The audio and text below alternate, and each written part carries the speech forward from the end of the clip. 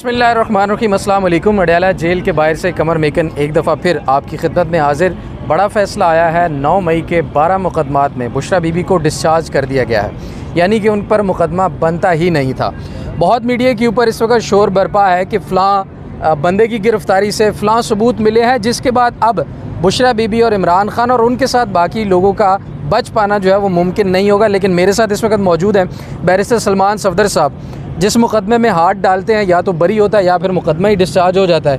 ये मुझे तो पहले मुकदमे की थोड़ी सी अहवाल अगर आप शेयर कर दें, क्या कैसा एक्सपीरियंस रहा आपका और क्या कहेंगे? ये बुशरा बीबी इस वक्त डिस्चार्ज हो चुकी हैं, सेम नौयत के मुकदमात इमरान खान और बाकी क़यादत पर भी हैं। देखिए, इस स्टेज पर जिसे जज साहब ने भी कहा कि पुल के नीचे से बहुत ज़्यादा पानी गुजर चुका है। आप आज 1 साल 3 महीने के बाद इस ख्वाहिश का इजहार कर रहे हैं कि बुशरा इमरान को इस मुकदमे में बाकायदा और बाज़ाब्ता तौर पे मुलजिम लिया जाए। इस ताख़ीर से और इस डिले से क्रिमिनल लॉ में एडवर्स इन्फ्लुएंसेस ड्रॉ होते हैं। आप इससे पहले 12 के 12 तफ्तीशी अफसर आप कहाँ थे? इससे पहले आपने ना कभी उनकी गिरफ़्तारी ली, ना कभी शामिल तफ्तीश किया, ना किसी केस में पेश किया। तो अब जब वो उनका अदालत से या जेल से बरियत का टाइम आ गया, वो बाहर निकलने का टाइम आ गया, तो आप लोगों को होश के नाखुन आए।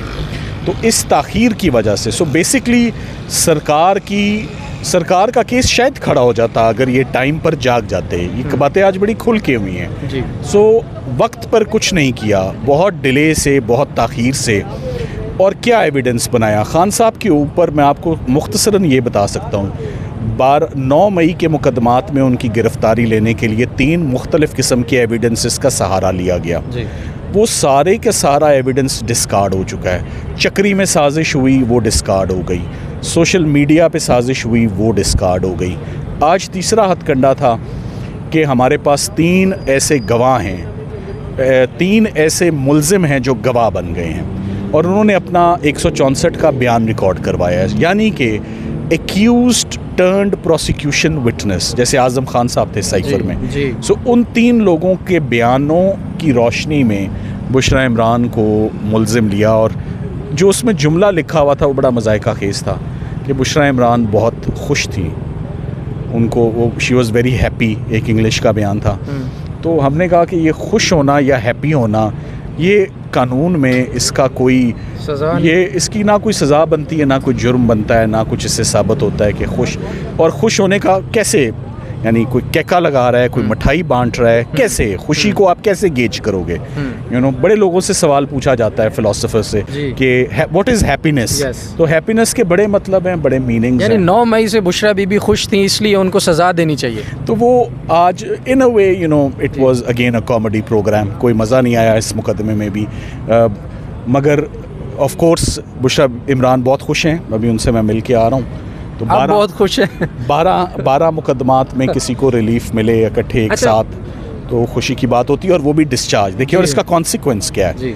अब मैंने आज एक जुमला बोला, मैंने कहा आप बुशरा इमरान को मुलव्वस करने के चक्कर में आपने इमरान खान का केस कमज़ोर कर दिया, आज ख़त्म कर दिया। अगर इमरान खान ने बुशरा इमरान के साथ मिलकर साजिश की है और वो आज बरी हो गई हैं, तो बात तो यहाँ ख़त्म हो गई ना जी। अच्छा, मेरा दूसरा सवाल आपसे सर ये है कि जो 3 लोगों का बताया गया कि वो हमारे पास वादा माफ़ गवाह बन चुके हैं और उन्होंने 164 का बयान जमा करवा दिया, इससे इशारा डिप्टी सुपरिटेंडेंट मोहम्मद अकरम या फैज़ हमीद गिरफ़्तारी से आपको लगता है कि वही हैं या ये कोई और गवाहान थे? इसका उसके साथ कोई ताल्लुक़ नहीं है। ये कोई और मुकदमात में कोई और मुलजिम थे जिनको प्रेशराइज करके तो उनसे बयान एक्सट्रैक्ट किए गए हैं फोर्सफुली। और कानून बड़ा क्लियर है इस पर कि हमराई मुलजिम के बयान की कोई वक़्त होती नहीं है। और मैं आपके लिसनर्स के लिए अगर मैं ये एक्सप्लेन कर दूं, वो कहते हैं इसकी तो कोई वक़्त ही नहीं है, इसके अलावा कोई शहादत है तो वो लाओ। तो अलावा कुछ था नहीं, अलावा जो था वो पहले ही रिजेक्ट हो चुका था। तो इस बात पर नंबर 1 कि वो खातून है, नंबर 2 कि उनका सियासत से, किसी सरकारी दफ्तर से या PTI से कोई ताल्लुक़ नहीं था, और उनकी इन्वॉल्वमेंट या उनको मुलव्वस किया गया बहुत ताख़ीर से, तकरीबन 1.5 साल के बाद, और जो शहादत थी वो हमराई मुलज़िम की थी। तो इन सारी चीज़ों को देखते हुए जज साहब से हमने एक ही सवाल जो है वो उनके आगे रखा कि क्या आप इस खातून को एक नहीं 12 मुकदमात में जी एंड तक जी साल 2 साल 3 साल तक अपनी कोर्ट में खड़ा हुआ देखना चाहते हैं? तो जज साहब ने अपनी डिस्चार्जगी से ये बता दिया है कि कोई एविडेंस नहीं है, कोई इंक्रिमिनेटिंग एविडेंस नहीं है, and she deserves acquittal at this stage. अच्छा, लास्ट चीज़ ये बताइएगा कि अब इमरान खान साहब के मुकदमात पर कितना असर पड़ेगा और आगे की आपकी जो स्ट्रेटजी है वो क्या होगी? 9 मई के मुकदमात खान साहब के भी हैं।